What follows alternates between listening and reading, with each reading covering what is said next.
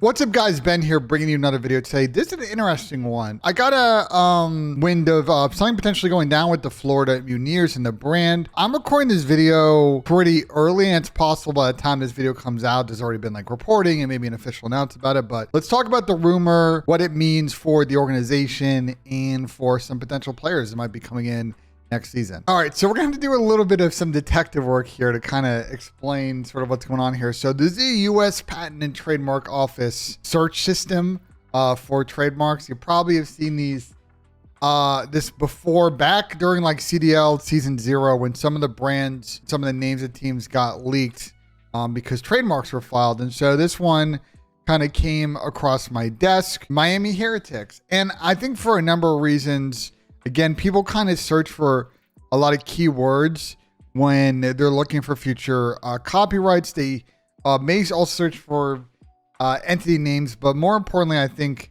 this is a trademarking related to organized multiplayer video game competitions, aka esports. And if we scroll down, right, this trademark was filed on April 17th of 2023, so pretty recently. Only a few weeks ago, and it's tied to an LLC, Esports Go LLC. That's a pretty like generic company name, Esports Go LLC. So going over to D&B, this is Dun and Bradstreet sort of business database. Again, we're doing these sort of normal kind of dive-ins. There's another website that's really easy to use, kind of figure out who kind of attached to certain companies. We come up across with Esports Holdco LLC. So similar name, but you see it's tied to Misfits Gaming, the people that own the Florida Mutineers, and even more key, see that Ben Spoon, who is one of the senior executives there, is tied there. Now you may say to yourself, well, Ben, Esports Holdco, Esports Go LLC, they can't be the same company, right? Maybe it's just a weird thing. All right, so if we search Esports Go LLC on the trademark site, you see what comes up here. Mainly the trademarks for the Florida Mutineers. So we're on to something here. It looks like the Florida Mutineers are considering a rebrand. And not only, I think, a rebrand, considering that, again, the team might be called the Miami Heretics. There's another existing org out there called Team Heretics. Now, they haven't been involved in the COD scene for a minute, but they are a big Spanish organization. We'll get to them more in a moment. But it kind of leads me to believe that there is likely going to be a rebrand of this team. They're likely going to bring in a partner, Team Heretics, and they're going to rebrand the team. Instead of being more of a Florida-based team, they're going to be kind of more tied to a specific market, in this case, Miami. And again, more smoke here. We talk about, and we probably talked over the last 5 or 6 months about, the Misfits org and wanting to get into esports. And there was a whole hubbub in the fall about them potentially leaving CDL. And they came out and said, well, I mean, long-term, we're going to be around. Well, you see this article from last summer, they sold their spot to Team Heretics. So there's already an existing business relationship between these two organizations. And I'm not really surprised that then this was sort of parlayed into, or maybe part of the original deal, or maybe further conversations down the line, I don't know, of Heretics then also taking over at least some portion, if not all portion, of the CDL spot. So for some of the new people, again, let's crash course who Team Heretics is and their history in COD. So this is a pretty big Spanish organization. They've been around for a pretty long time in esports. You see, 2015, this Twitter account was made. So they're like an OG esports team, and they're massive, massive, massive in Spain. Like, we see 1.1 million followers on Twitter. Like, they've got an update channel that's got a decent amount of followers.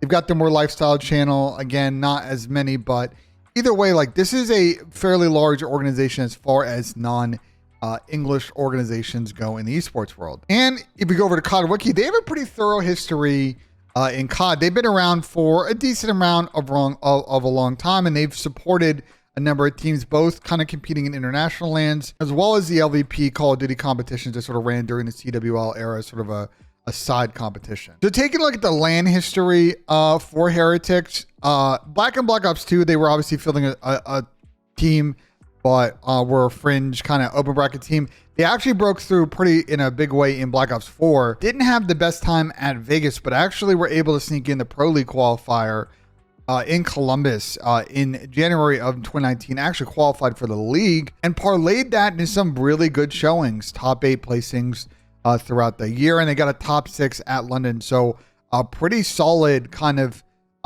finish for a Spanish team that didn't have a lot of high level. I mean, these were solid players online. They always did decent in 2Ks, but as far as like top level competition against NA teams, like they were actually playing pretty solid. And many of those names may be familiar to you because many of them are still competing in Call of Duty to this day, especially in Europe in Challengers Elite. And there are a bunch of new Spanish players that have surfaced since then. So let's kind of talk about what this may mean for the team going forward into this offseason. Now, as you guys know, the Florida Mutineers are currently outside of a champ spot, and I'm going to be honest, likely not going to make champs this season. They would have to probably win like 4 of their 5 online matches, probably get like top 2, top 3 at this event, and hope that everybody around them pretty much capitulates during the stage. So I don't really see that happening.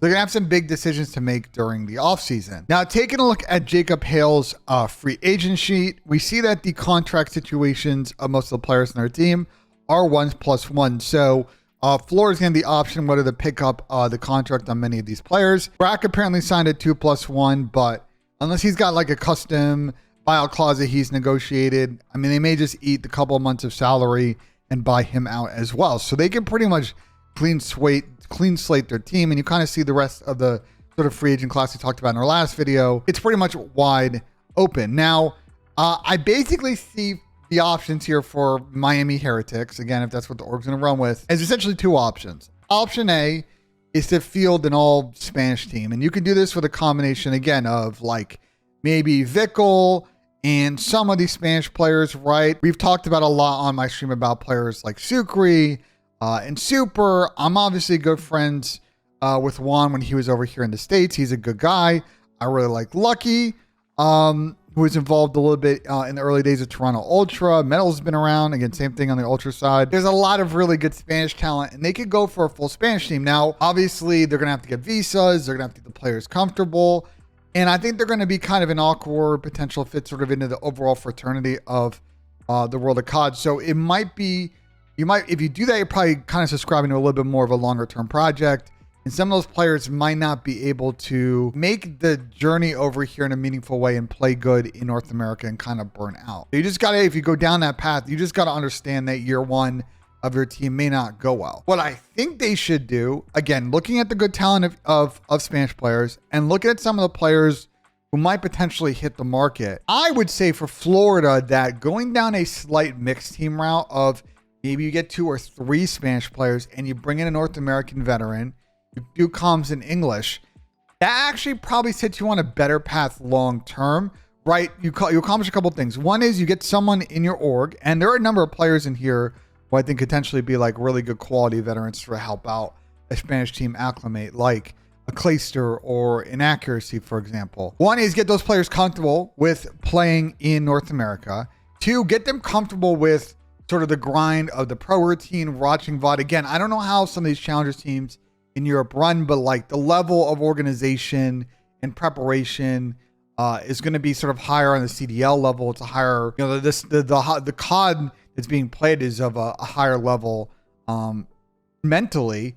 I think it's important to bring in someone that has that experience that's not a front office person and not a coach. 2 is obviously getting those players comfortable with speaking English, because long term, I don't think you're just going to keep being able to run a Spanish team out there. It's just, it may work, but likely not going to be your best path to winning. So you might as well accept it now. And C, I think we'll also kind of bring in some of the sort of ability to win, the little things you need to do to be a championship team that I think some of these NA veterans know, and some of these EU Spanish players who have not really accomplished much on LAN and big LANs in pro level.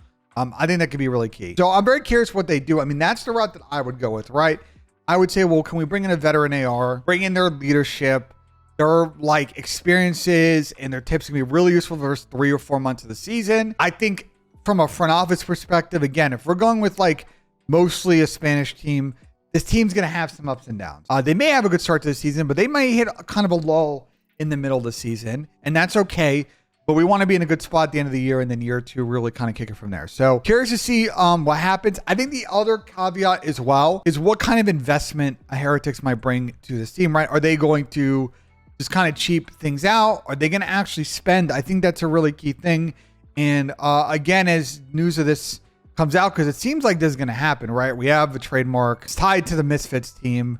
We already know about them selling their LEC spot to Heretics. It seems like this is going to happen. I'm just curious, once it's public and we can kind of speak to the people involved, what the level of investment, what they want to do long-term with the spot in terms of building a quality team is really key. Because Florida, let's be honest, outside of year one of the CDL, haven't been the most competitive of COD teams. They've had some solid top 6 teams, but they haven't been an upper echelon contender in the way they were year one of the CDL. And we would love to see them get back to that level. So yeah, that's the video. I was gonna do my breaking point team today in this video, but I got wind of this and I wanted to kind of get my thoughts out there and sort of move the conversation along. So let me in the comments what you guys think of this rumor, what kind of teams you think they should put together. I'm very curious what some of y'all think, so let me know in the comments. Like if you enjoyed the video, subscribe for more, and as always guys, we will see you on the next one.